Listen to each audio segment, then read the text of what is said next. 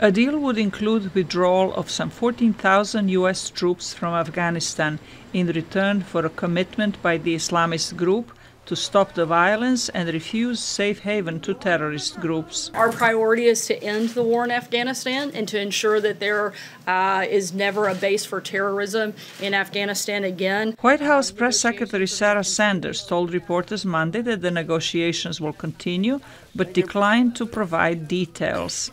Zalmay Khalilzad, U.S. Special Representative for Afghanistan Reconciliation, was in Kabul over the weekend to brief President Ashraf Ghani on the progress of the talks.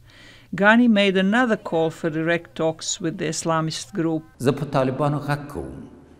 I call on the Taliban to get themselves rid of vicious plans of foreigners and show their Afghan will, and accept the Afghans' demands for peace and enter serious talks with the Afghan government.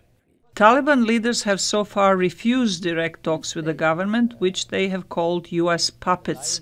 Former U.S. Ambassador James Dobbins says both sides have concluded that there is no military solution to the conflict, but he said that many obstacles have yet to be overcome. First, is the Taliban willing to talk to the Afghan government and stop fighting while they do it?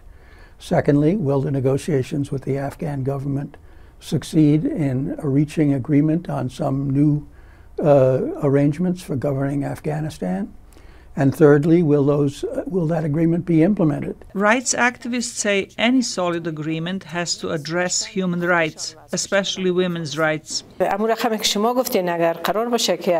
the sides in peace talks, including the U.S. and Afghanistan's government, exclude human rights and women's rights from their talks, that would not be conducive to a lasting peace, but only a short-term political deal. Seema Samar, rights advocate and former Minister for Women's Affairs in Afghanistan, told VOA there is another important prerequisite for the success of any peace agreement. If the Taliban side does not apologize to the people of Afghanistan and regret their violent acts, there will be no reconciliation. The Taliban ruled in Afghanistan from 1996 until the U.S.-led invasion following the September 11, 2001 terrorist attacks on U.S. soil by Al-Qaeda.